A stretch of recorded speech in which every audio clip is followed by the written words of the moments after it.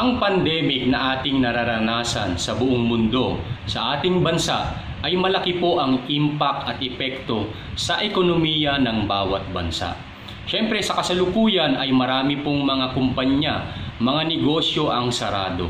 Bagamat ang ibang malalaking kumpanya ay nagpo-provide ng sweldo kahit wala pong trabaho sa mga empleyado, mas marami pa rin pong mga negosyo at kumpanya ang hindi po afford na magbigay po ng salary sa mga empleyado. So in short, no work, no pay. At syempre, ang impact po niyan kung wala pong mas makita ang mga empleyado, ay syempre affected din po ang kanilang family pagdating po sa mga basic needs. Kaya po ang gobyerno po kung sa Pilipinas ay nagbibigay po ng mga ayuda o ng mga relief goods para po sa bawat pamilyang Pilipino. So in short, ang impact po nito sa gobyerno ay siyempre walang kita dahil sarado ang mga negosyo, at bukod sa walang kita ay nagpapalabas pa ng pera ang gobyerno, bilyon-bilyon para lang po masustentuhan ang pamilyang Pilipino doon po sa period na meron pong pandemic. So yan po ang epekto globally in terms of financial ng pandemic. At tayo po bilang nasa real estate industry ay syempre apektado din po tayo ng pandemic. At sa kasalukuyan, kami pong mga sellers, brokers man or ahente man ay syempre ay stagnant din po at hindi rin po kami nakakabenta. At bagamat ang mga developer po ay gumagawa din ng paraan, kagaya po na mga pwedeng mag-reserve online ang mga kliyente. Ngayon po sa video na to ay titignan po natin ang magiging epekto po ng pandemic pag nag-normalize na po ang situation.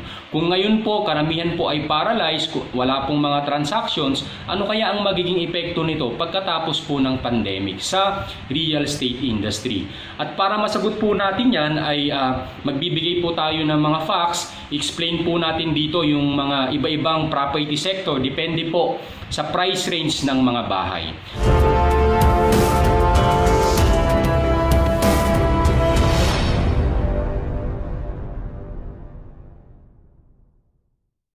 Ang real estate industry po ay malaki po ang ambag sa ekonomiya ng Pilipinas. In fact, sabi po ng isang real estate expert, 700 billion ang kinocontribute po ng real estate industry ng housing sector sa ekonomiya po ng Pilipinas kada taon.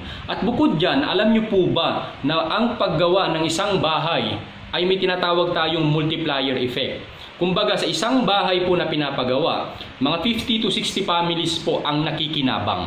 So paano po yan? Siyempre sa paggawa po ng bahay, ang gumagawa po niyan primarily mga construction workers. So ilang construction workers na yung gumagawa ng isang bahay? Yung kanilang skilled worker, foreman, engineer, architect, admin ng developer o admin ng construction company, sales and marketing, kagaya namin, mga brokers, kasama ang aming mga ahente.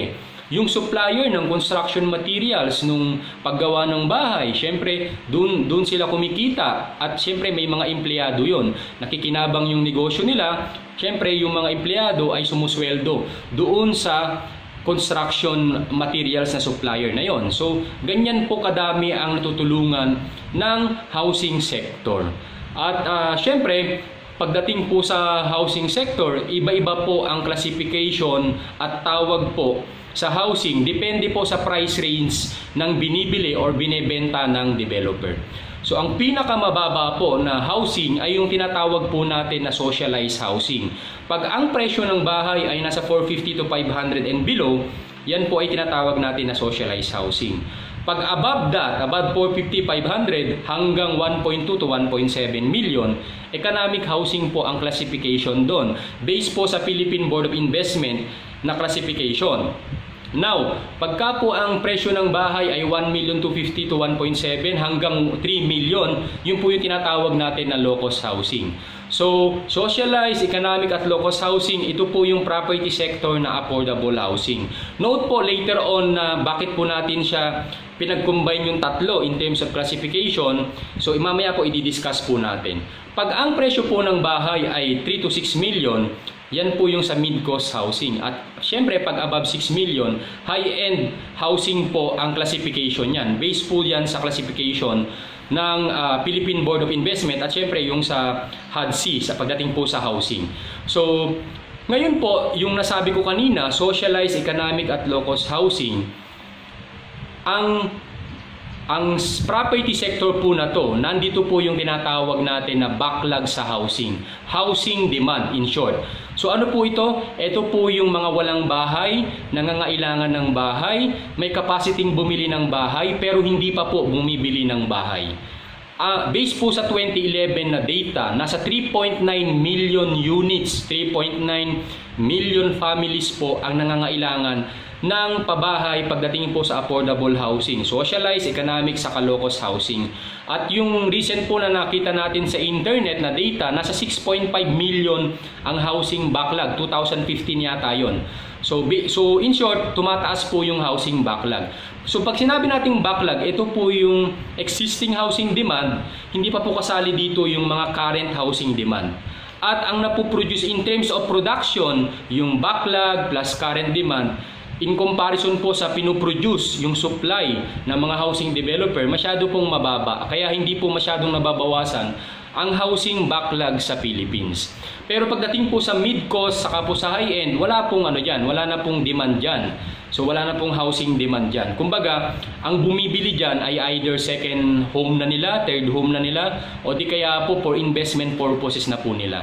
So hindi kagaya ng affordable housing na marami po talagang backlog sa housing. So, bakit po natin in-explain ito? In-explain po natin ito para po malaman natin na syempre sa law of supply and demand, pag marami pong demand, kukonti ang supply, maraming bumibili ng property. So, continuous po yung pagbili ng property.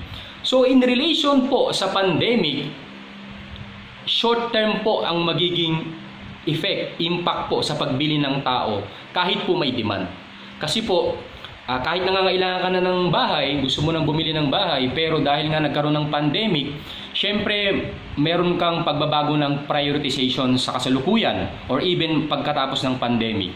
Kasi ngayon, isipin mo muna yung mga nag-pile up na mga bills mo, na mga ibang bayarin mo. So, isipin mo muna yon. So, in short, in the short run, maybe 3 to 6 months or less than 1 year, i-defer mo muna, i-delay mo muna yung pagbili ng bahay. So, ganun yung impact ngayon dun sa mga affected talaga ng pandemic in terms of financials. Pero sa mga naghahanap talaga ng bahay pero financially, naman sila, meron naman silang capacity sa kasalukuyan, hindi sila masyadong naapektuhan ng pandemic in terms of financial. So syempre, yun yung mga magiging buyers pa rin even though nagkaroon tayo ng pandemic. So yan po ang impact. So in the short run lang po ang effect niya. Syempre, sa mga developers, kagaya po namin mga sellers, kami pong mga brokers, kasama po ang aming mga ahente. So maapektuhan lang po in the short term yung aming pong pagbebenta. Siyempre, mas kukonti lang po yung willing buyer sa kasalukuyan. At bukod dyan, siyempre, kung titignan natin, paano naman yung mga financing institution, kagaya po ng Pag-ibig or bank, di ba? So sila yung nagpapa-housing loan. So kung sakali po na magkaroon ng mababang interest rates, ang makikinabang po yung mga ipaprocess po na housing loan na makukover po nung mas mababang interest rates. Kasi po kung halimbawa bibili ka pero pre-selling, syempre 3 to 4 years pa naman yon. Hindi natin alam kung 3 to 4 years yung interest rate ay ganon. So pwedeng tumaas na rin. So pwedeng ang makinabang nun ay yung mga mas ipaprocess na yung housing loan nila ASAP. So yun po yung magiging epekto. So, yan po ang ating update. I hope meron po tayong nakuhang insight. Muli po, ito po si Ralph Roger Tagaw, isa pong Certified Public Accountant, real estate broker at entrepreneur na nagsasabi po sa atin ng pinaka-best investment na pwede po natin gawin sa ating mga sarili ay mag-invest po tayo sa continuous learning. I-develop po ang ating tamang mindset, i-improve po ang ating mga skills, magkaroon po tayo ng magandang attitude at self-confidence sa sarili at higit po sa lahat ay pananampalataya sa ating pong may kapal. Yan po ang ating magiging sikreto sa ating tagumpay sa buhay. Magandang araw at God bless po sa ating lahat.